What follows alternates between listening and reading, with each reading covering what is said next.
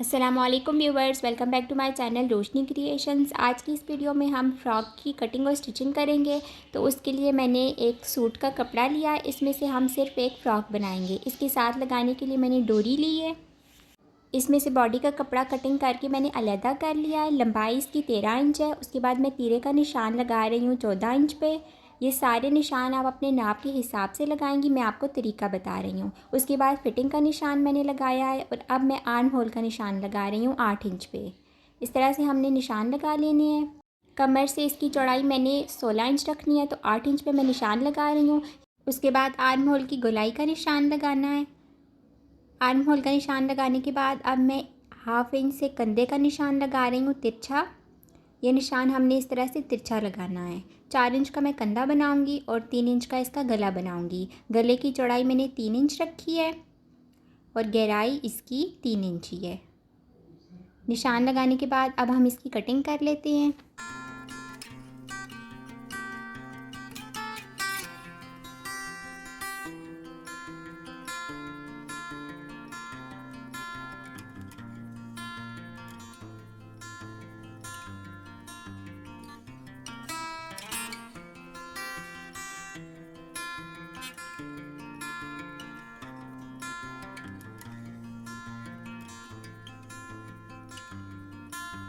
अब back side को छोड़ के सिर्फ फ्रंट साइड से हम आर्म होल की हाफ इंच की ज़्यादा कटिंग करेंगे, तो उसके लिए मैं निशान लगा रही हूँ। फ्रंट साइड पे आपने हमेशा आर्म होल और कंधे की हाफ इंच की कटिंग ज़्यादा करनी है।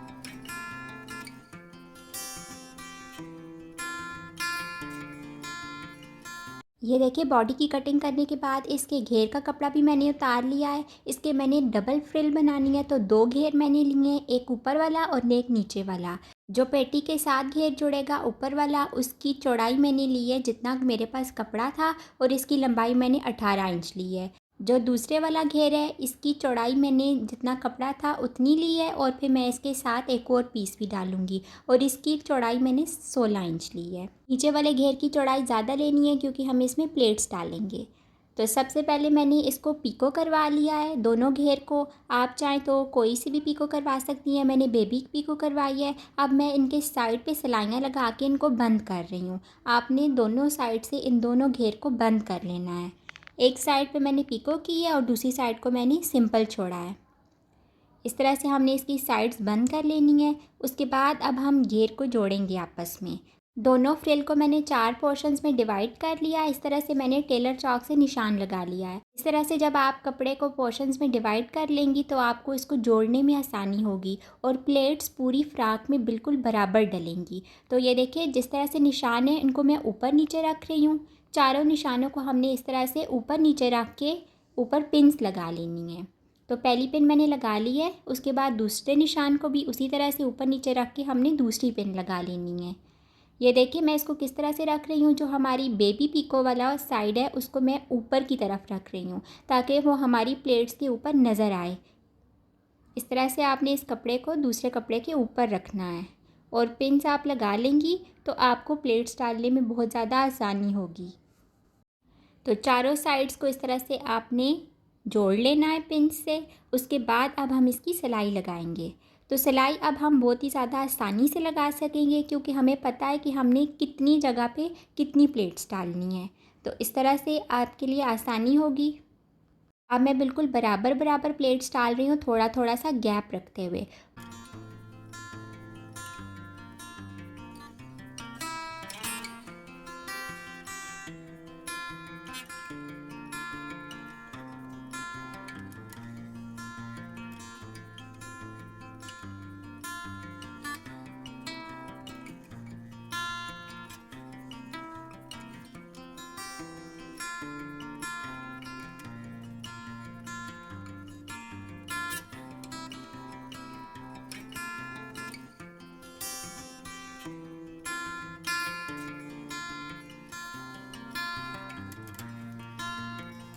पहली सिलाई मैंने लगा ली है। अब मैं इसके ऊपर एक पाँव का गैप रखते हुए दूसरी सिलाई भी लगा रही हूँ ताकि प्लेट्स अच्छी तरह सफाई से आएँ। तो हमने इसके ऊपर दूसरी सिलाई लगा लेनी है।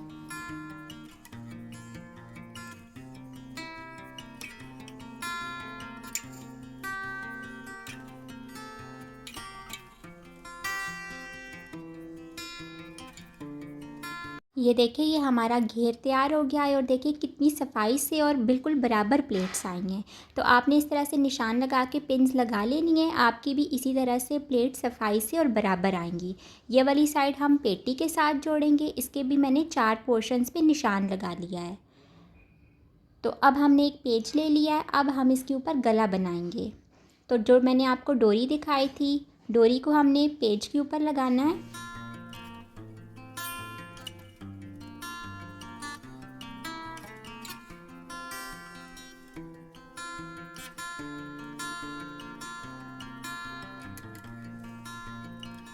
इसके ऊपर मैं लूप्स बना रही हूँ। लूप्स आपने ज़्यादा बड़े नहीं बनाने, जितना आपका बटन होगा आपने लूप्स उतने बनाने हैं।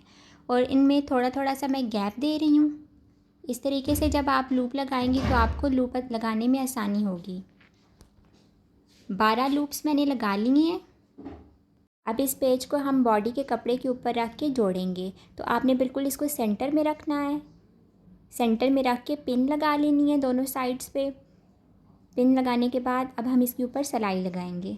गले का ऊपर से गैप मैंने 3 इंच रखा है। पहले हमने 3 इंच की कटिंग की थी और अब भी मैंने इसके 3 इंच का गैप रखा है।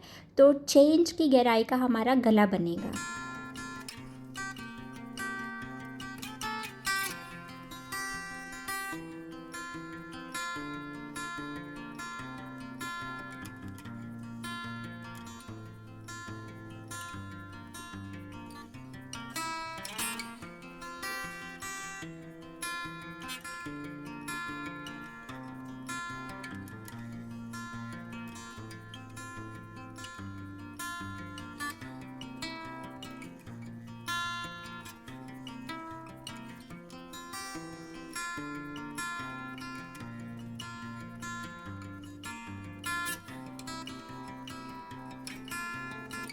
फालतू डोरी की कटिंग करने के बाद अब मैंने इसे मोड़ लिया है अंदर की तरफ।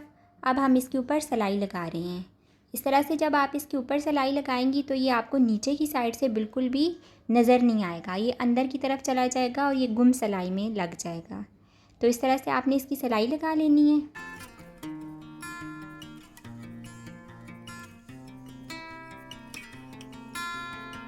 ये देखिए ये इस तरह से आया है।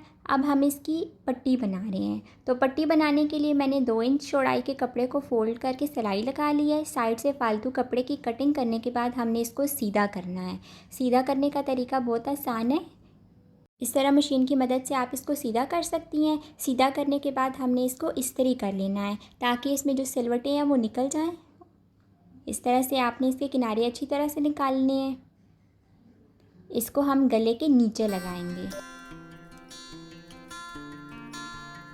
नीचे की तरफ मैंने पट्टी को रखा है। अब ऊपर की तरफ मैं इसकी सिलाई लगा रही हूँ। ये पट्टी लगाना ज़रूरी है क्योंकि जब आप दूसरी तरफ बगैर पट्टी के बटन लगाएंगी तो वो बटन अच्छा नहीं आएगा, ढीला आएगा। तो इसलिए आपने दूसरी तरफ पट्टी लगा लेनी है ताकि ये कपड़ा डबल हो जाए और आपका बटन अच्छा सफाई से लगे।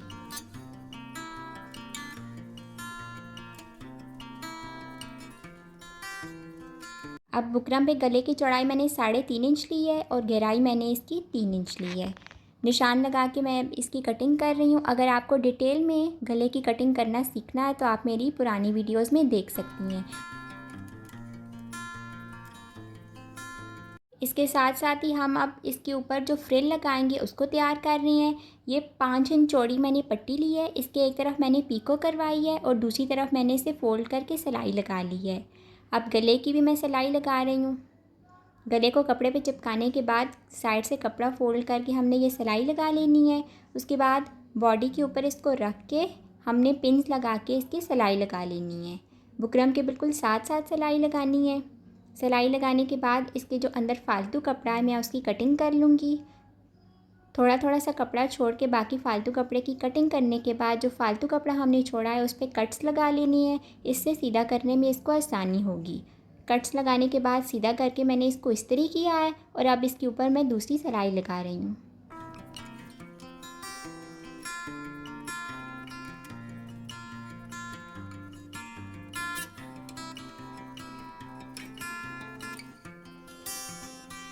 अब कंधे पे 2 इंच का मैंने निशान लगा लिया है।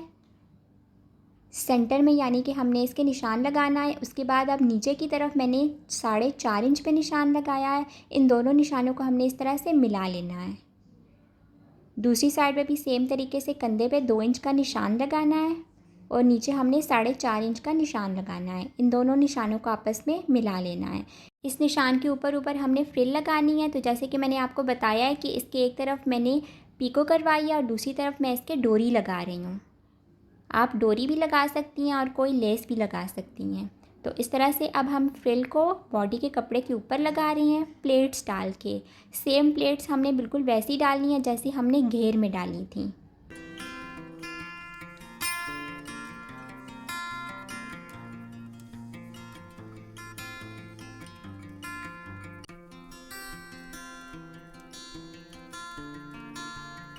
अब यहाँ पे देखिए हमने मशीन को दूसरी तरफ लेके आना है और इस फ्रिल को हमने सिलाई में लगाना है। इसको आपने ऐसे ही नहीं छोड़ना। ये देखिए दोनों तरफ मैंने फ्रिल लगा ली है। अब हम इसके कंधे जोड़ रहे हैं। कंधे जोड़ने के बाद हम इसका बैक साइड का गला बनाएंगे। तो जो फ्रिल हमने लगाई थी हमने वो कंधों की सिलाई में उसको साथ लगाना है। बैक साइड का गला बनाने के लिए मैंने 1 इंच चौड़ी रेब वाली पट्टी ली है। आपने बैक साइड के गले पे हमेशा रेब वाले कपड़े का इस्तेमाल करना है। अब इसकी दूसरी सिलाई लगा रही हूँ। दूसरी सिलाई लगाने के बाद अब हम इसको कंधे से दोबारा सिलाई लगाएंगे। इस तरह से इस कपड़े को एक दफ़ा पीछे फ़ोल्ड करना है और फिर इसे दोबारा आगे फ़ोल्ड करना है। इस तरीके से जब आप बैक साइड का गला बनाएंगी तो आपका गला बहुत ही ज़्यादा सफाई से बनेगा। ये वाला तरीका मैं आपको अपनी कई वीडियोज़ में सिखा चुकी हूँ पहले। तो इस तरह से देखिए कितनी सफाई से ये फ़ोल्ड होगा।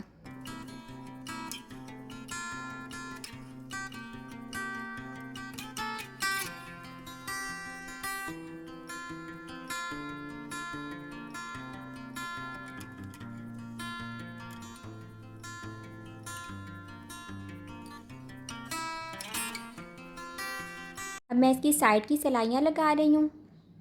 साइड्स की दोनों सिलाइयाँ लगाने के बाद अब मैं प्लेट्स डालूँगी। प्लेट्स मैं इसकी सिर्फ बैक साइड पे डाल रही हूँ। चौड़ाई प्लेट की 4 इंच है और लंबाई इसकी 6 इंच है।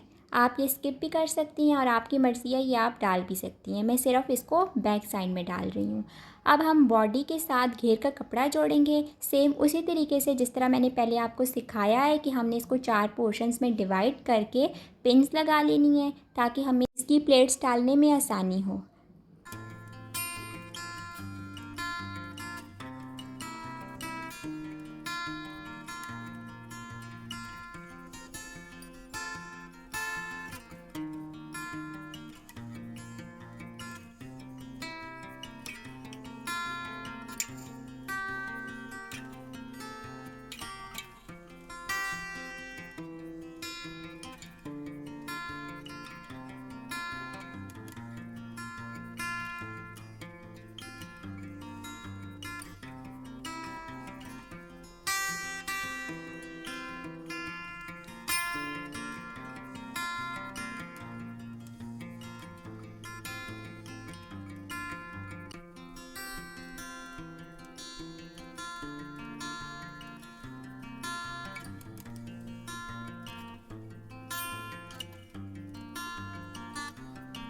उसके बाद अब मैं इसके बाजू बना रही हूँ। एक मैंने बना लिया है, दूसरा मैं आपके सामने बना रही हूँ। इसके फ्रंट साइड पे मैंने पीको करवाई है और बाकी मैं इसके ऊपर प्लेट्स डाल रही हूँ। 1 इंच का गैप मैंने रखा है और सेम प्लेट्स थोड़ा थोड़ा सा गैप रखते हुए मैं डाल रही हूँ। आप चाहें तो यहाँ पे इलास्टिक भी डाल सकती हैं, लेकिन मैंने सिंपल इस बाजू को रखना था तो इलास्टिक मैंने नहीं डाली। तो इस तरह से हमने इसके ऊपर दूसरी सिलाई भी लगानी है।